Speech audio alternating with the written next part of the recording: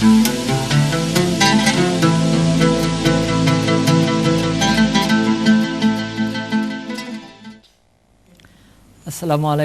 warahmatullahi wabarakatuh. Alhamdulillahirabbil alamin wassalatu wassalamu ala asyrafil anbiya'i wal mursalin wa ala alihi wa sahbihi ajma'in. Ayyuhal musyahidun al-kiram, istami'u min fadlikum. Puji syukur kita panjatkan kehadirat Allah pencipta semesta alam. Selawat dan salam kepada junjungan kita Nabi besar Muhammad sallallahu alaihi wasallam beserta keluarga dan sahabat beliau sekalian. Pemirsa Aceh TV yang dirahmati Allah, kita berjumpa kembali dalam program Ustaz Menjawab hari Kamis yang mulia ini. Tema hari ini Aceh darurat narkoba. Artinya sudah sangat berbahaya ya, sudah tingkat darurat. Misalnya kita sakit dibawa ke gawat darurat dulu di rumah sakit ya. Berarti sakit kita itu sudah parah. Begini juga dengan narkoba ini. Pemirsa, alhamdulillah di studio telah hadir teman-teman dari relawan anti narkoba, disingkat dengan RAN Aceh ya. Apa nih? Rana apa? RAN aja ya. Relawan anti narkoba Aceh. Nah, di sini ada Bapak Mas Duki SH. Assalamualaikum warahmatullahi wabarakatuh. Alhamdulillah. Ada Pak Sarul Maulidi MSI. Assalamualaikum warahmatullahi wabarakatuh. Ada Tahti Yunis. Assalamualaikum warahmatullahi wabarakatuh. Ada Syauki. Dan dua lagi adik-adik kita memperkenalkan diri sendiri.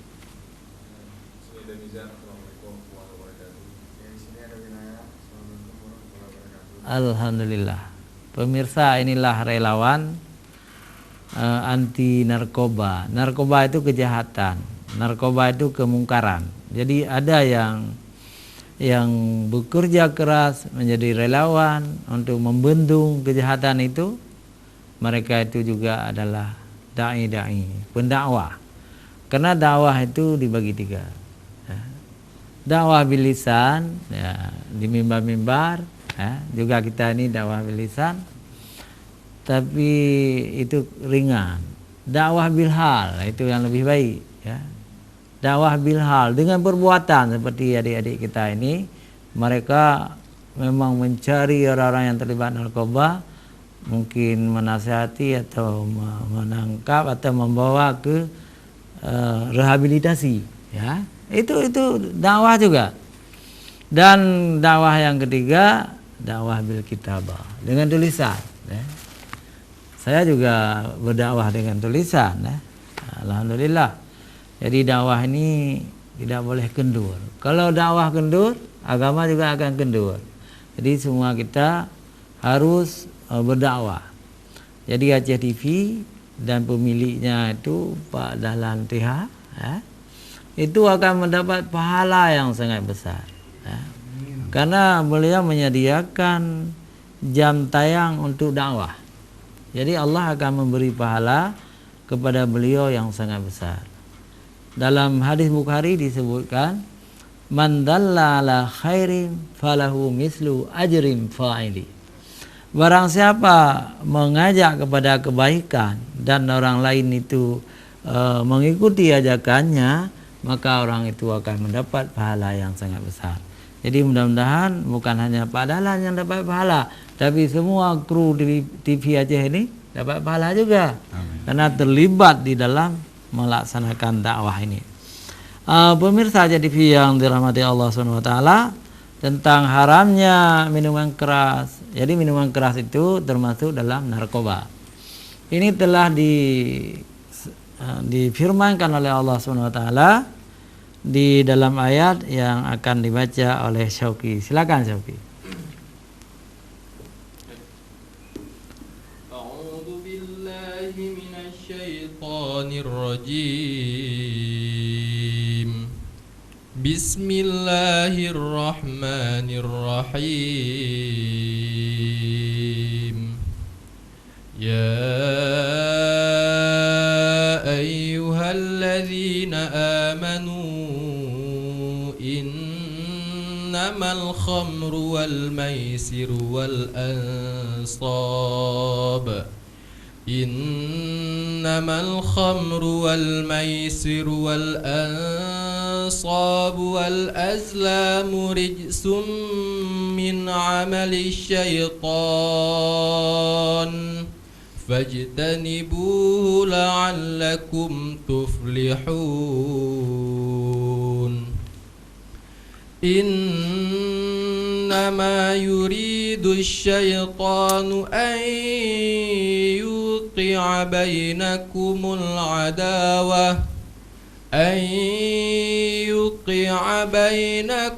العداوة والبغضاء في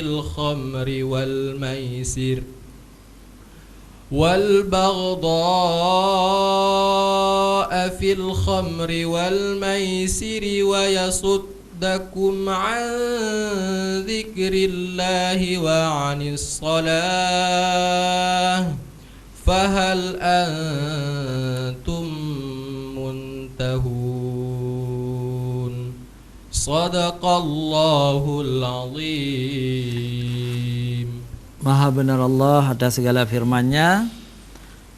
Ayat yang dibacakan tadi terdapat dalam surah Al-Maidah ayat 90 dan 91.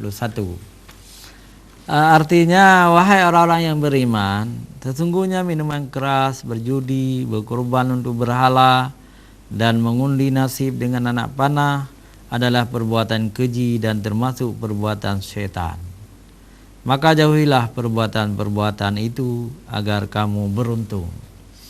Dengan minuman keras dan judi itu, setan hanyalah bermaksud menimbulkan permusuhan dan kebencian di antara kamu dan menghalang-halangi kamu dari mengingat Allah dan melaksanakan sholat. Maka tidaklah kamu mau mengerti. Nah, ini pemirsa JTV, dalil kita dari Al-Quran bahwa minuman keras, judi, berkorban untuk berhala sesajen, ya, mengundi nasib dengan anak panah adalah perbuatan keji, termasuk perbuatan syaitan yang seperti itu. Maka kita diminta oleh Allah untuk menjauhi perbuatan tersebut. Dosa-dosa itu, misalnya penjudi, juga orang-orang yang minum minuman keras sampai mabuk nanti, menyebabkan pemikirannya tidak sehat lagi, lalu kadang-kadang berkelahi sesamanya, ya, bermusuh-musuhan sesamanya, karena yang kalah itu tidak pernah senang. Sedangkan yang menang, kalau judi itu, mereka juga akan berpoya-poya harta itu, akhirnya tidak selamat juga, tidak diberkati oleh Allah SWT. Karena itu pemirsa, kami meminta kepada siapapun yang mendengar Ustaz menjawab ini supaya menjauhi narkoba dan menjauhi apa saja yang dilarang oleh Allah SWT. Di dalam hadis disebutkan, la'anallahu syaribal khamri wa ba'i'aha. Riwayat Abu Dawud, dilaknat oleh Allah peminum khamar dan yang menjualnya. Jadi bukan hanya peminum khamar yang dilaknat oleh Allah, tetapi yang menjual, walaupun orang kan, misalnya orang mencari air nira, mencoba saja pehju, kan hana harum dah berbelok hijau, halu dah berbelok hijau. Tetapi kalau yang publanya ketepu, ini pegat ke nira, ini pegat ke minuman keras hijaunya, jadi haram menjual kepada gitu. Jadi kalau bahasa Aceh kan, dosanya dosa berantai. Simat baju, sidang kedro, tipeh. semua berdosa. Pemirsa TV yang dirahmati Allah, saya hanya sedikit minum Pak Ustadz, gitu kan? Atau satu pel narkoba cuma, itu juga haram. Walaupun tidak mabuk haram juga. Karena setiap khamar itu pada hakikatnya mabuk, ya. Setiap yang mabuk itu haram. Nah, kullu muskirin khamar wa kullu khamrin haramun. Jadi setiap yang mabuk itu khamar, ya. Dan setiap yang khamar itu haram hukumnya. Pemirsa JTV yang dirahmati Allah Subhanahu wa taala, sangat menarik hari ini. Dan selanjutnya kita minta Bapak Mas Duki, sarjana hukum, untuk menambah sedikit. Silakan. Ya. Assalamualaikum warahmatullahi wabarakatuh. Pemirsa, perlu kami sampaikan bahwa RAN ini relawan anti narkoba di Provinsi Aceh. Kenapa dibentuk? Pada dasarnya ada keprihatinan dari masyarakat Indonesia, terutama masyarakat Aceh yang mempunyai daya tangkal rendah terhadap penyalahgunaan narkotika. Makanya RAN hadir untuk menyelamatkan generasi muda Aceh. Kalau tidak ada dari kita kepedulian dari seluruh masyarakat, maka saya yakin Aceh akan diserang bertubi-tubi yang namanya narkotika. Kenapa demikian? Aceh sekarang sudah mulai menjadi pintu masuk narkoba di Indonesia, terutama di pantai timur, Aceh Tamiang, Langsa, Aceh Timur, Lok Sumawe, Biren, dan seluruh jajaran pesisir pantai itu banyak 29 titik pintu masuknya narkotika masuk ke Aceh.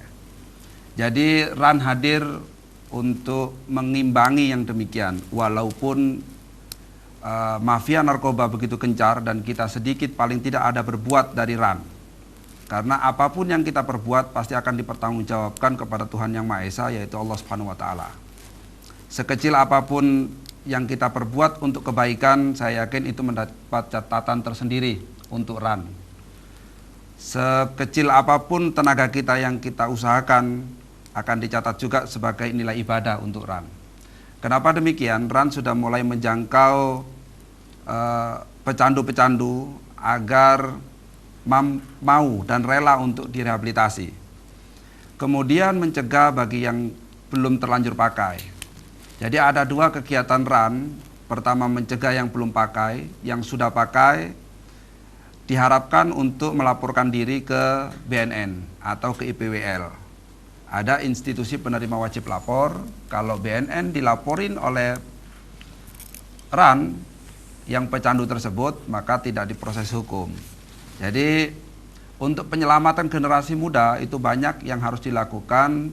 Mudah-mudahan di luar sana, di pemirsa banyak RAN-RAN yang akan muncul, relawan anti narkoba, bukan hanya yang ada di sini. Mudah-mudahan di luar sana ada RAN-RAN yang lain untuk menjadi relawan anti narkoba.